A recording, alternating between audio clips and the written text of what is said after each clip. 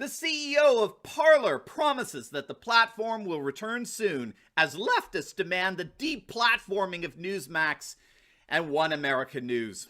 In this video, we're going to take a look at the latest on Parler's triumphant return from big tech censorship, how a former Facebook executive is actually calling on cable servers to cut ties with conservative news networks, and why the radicalized extremism of cancel culture is indeed ultimately destined to fail. You are not going to want to miss this.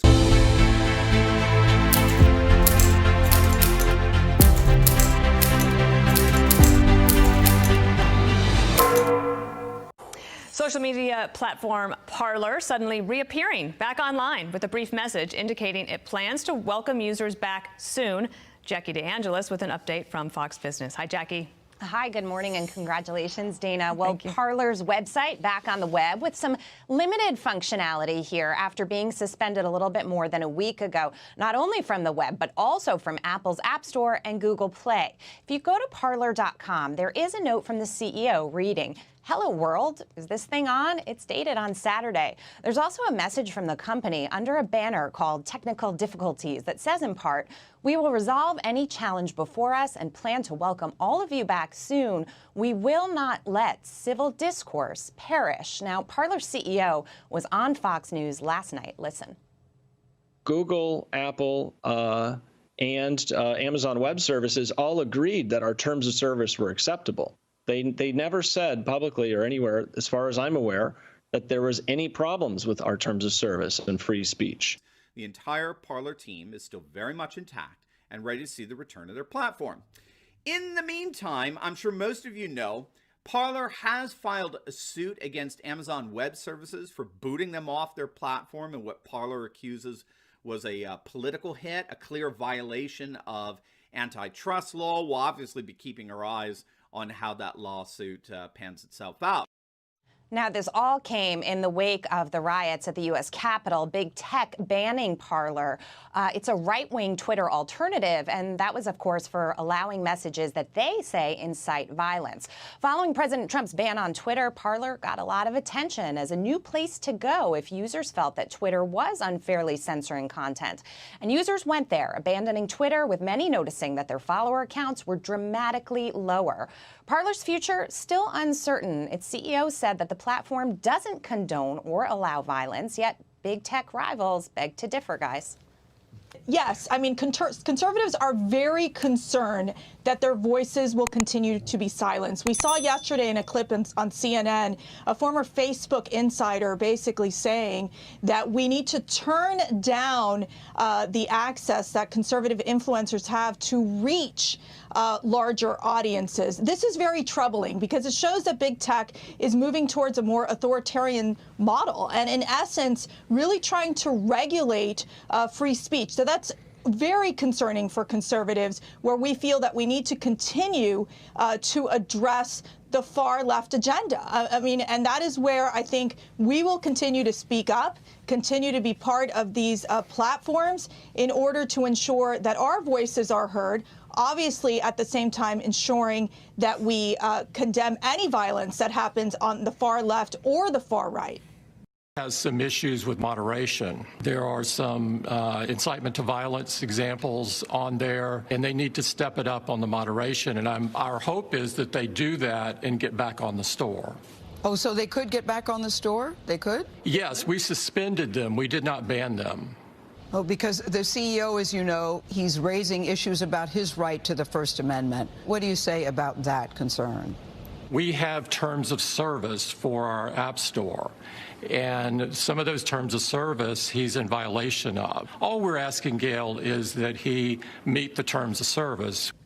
So, Chris, so you would then make the case that what was happening in the streets in the summertime, that the Democrats did not even condemn the violence that was happening. They were burning down our cities. You saw Antifa and more of the violent factions of those groups basically going out there and burning down our cities, you know, obviously confronting the police in a violent fashion. And yet Twitter didn't take that down. Twitter didn't take down or censor the Ayatollah.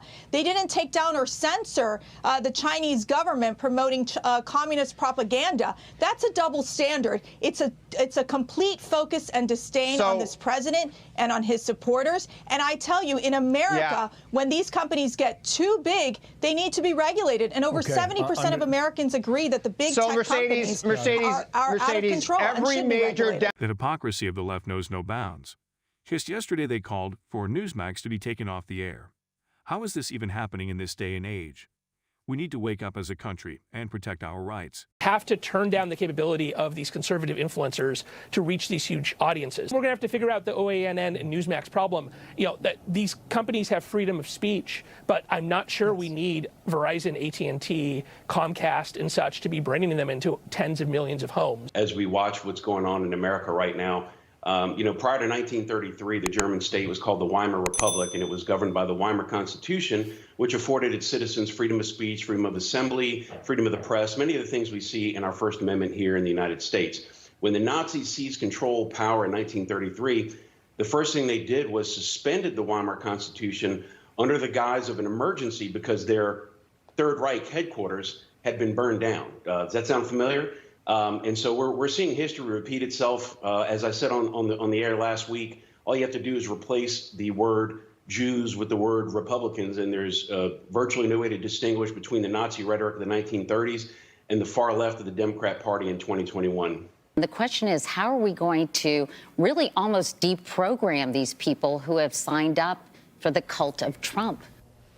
Greg Gutfeld, I'm assuming that you have some thoughts. We've all missed you. Welcome back. Turn over to you. They're going to try to deplatform anybody different from them, whether it's websites, people, or networks.